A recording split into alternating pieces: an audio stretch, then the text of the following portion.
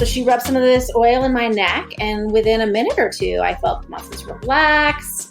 I felt the pain in my muscles relieve. It was pretty compelling. And I was like, wow, this really works.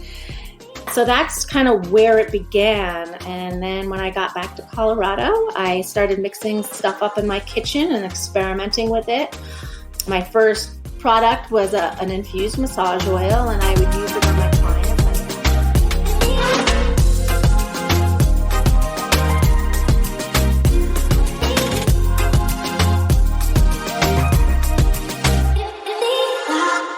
All right, everyone. Welcome back to another episode of the Cannabis Corona Report, where we speak to cannabis companies that are succeeding or helping other companies succeed during the global pandemic. And today, we are joined by Dahlia Mertens from Mary Jane's Medicinals. Dahlia, welcome to the show. Thank you, Dan. I'm stoked to be here. I'm stoked to have you. Our listeners know that I love companies that fill a niche, and I love the ones that stick to their niche. So today we're going to be talking about why you're doing so well within your niche, and I just can't wait to get into that. But before I do, I want to talk about another thing that I love, and that's brands that tell a story, and that's where I want to start today. Your path to cannabis started about 10 years ago as a massage therapist who added cannabis to your massage oil. Take it from there. What happened next? It's funny, actually, my degree was in theater. That was my passion. After college, I ended up moving to New York and was working on film and television sets. Colorado kept calling me back, and I'd always wanted to live in Telluride. So I moved back to Telluride, and I thought it was just going to be for one winter. It turned into almost 20 winters now. I just love it here. And so when I moved to Telluride, I had to kind of transition and figure out what I was going to do with my life. I had always been interested in natural healing and herbs and stuff and more of a holistic approach to health.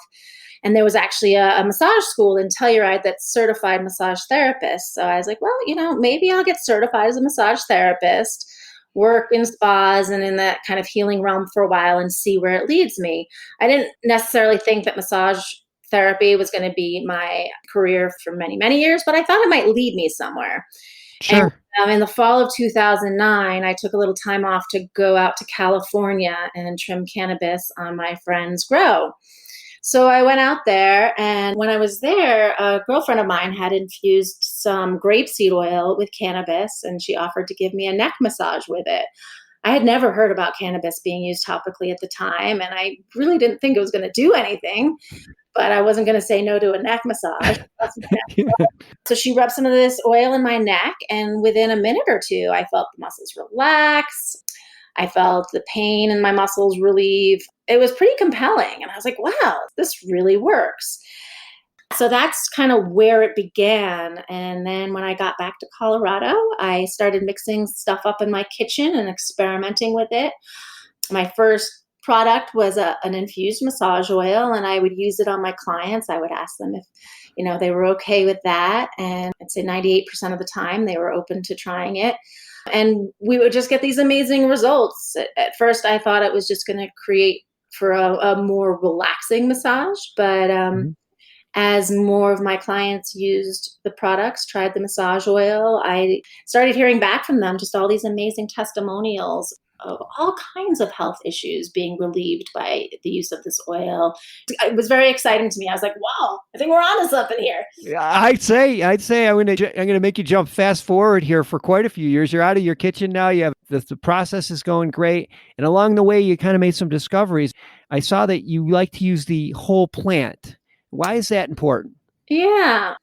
So I just have a really holistic approach to these products. I feel like there's so many synergies in that plant. There's so many wonderful wisdom in that plant that Mother Nature created over thousands and thousands of years that why do I need to mess with it? And we've seen that also, like initially terpenes weren't really discussed as much in the cannabis realm. It was all about THC. And then CBD started getting talked about, and then terpenes. And now we know that terpenes, which are the chemicals in plants that give them their smell, like essential oils are, essentially the terpenes of the plant. They have so many therapeutic benefits too. And when you have the terpenes in the product as well as the cannabinoids, your body's just more receptive to the cannabinoids as well. They call that the entourage effect. So if you use the whole plant as opposed to just pulling out a THC isolate or even an oil, you just get more benefits because now also we're realizing that it's not just terpenes, but there's also flavonoids in, cannabis, and those have a lot of antioxidant effects. Yeah, I'm just all about like the synergies that are naturally in that plant. Well, I got to ask you a dumb question. If is there any chance when you're putting it on topically that you can get high? Well, that's a good question. The THC is the active component that has, potential psychoactive effects. But in a topical that does not have transdermal properties or nanotechnology, the molecules are actually too large to pass Oh, through all the layers of the dermis. So it doesn't actually get into the bloodstream. The THC can't get into the bloodstream and doesn't get to the brain. And that's how you get high, is if THC gets into your bloodstream and then goes to your brain. With topicals, the THC and CBD bind to receptors in the layers of your skin. And these receptors are part of your endocannabinoid system, and they promote balance and homeostasis in the body. So when you rub a THC, or CBD topical on your skin, those chemicals will bind to receptors and then send messages through your nervous system to bring balance or healing to that area. hey, if you're a cannabis company that's preparing to raise capital or an investor looking for an early cannabis investment opportunity, you'll want to tune into the Raising Cannabis Capital podcast beginning on August 15th as we simulcast the Cannabis Crowdfunding podcast series featuring the top crowdfunding platforms. Tune in on August 15th and learn what it takes to launch a crowdfunding campaign on the Raising Cannabis Capital podcast. I guess this is another question that I wouldn't understand. Then if you don't get high, or if there's no chance that you're going to get high, you still can't sell your products online. I know, So, it's really annoying, and those laws do need to change because there's a ton of products out there that have way gnarlier ingredients in them. yeah. That needs to change. Anything that has more than 0.3% THC in it is considered federally illegal, and my products do have more than that. So I can't ship them across state lines. I can't sell them online. I can only sell direct to dispensaries. Oh, that's too bad.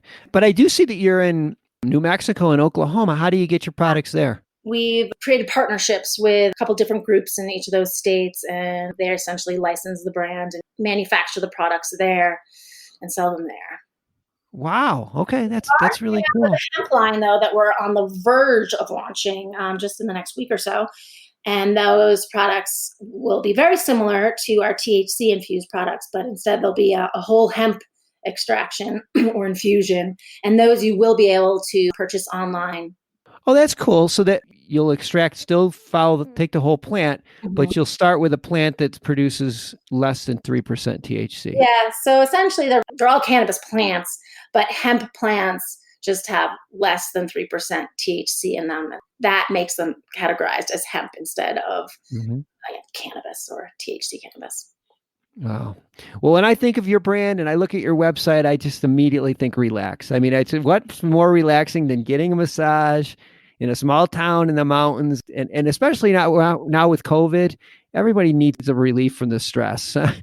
I suspect your sales are probably doing quite well since we've been through this pandemic. So, in the beginning, when everything shut down at the end of March and April, topicals took a pretty big dip for the first couple months, but now we're tracking really well again. We've had a great summer. And what was interesting, too, is since we are one of the original brands, I was one of the first brands in Colorado, we have a really loyal following and people trust our brand. So what we noticed is when we started bouncing back, that Mary Jane's Medicinals bounced back faster than some of my competitors, because I think in times like these, people kind of want to go back to their trusted brands instead of trying. Sure.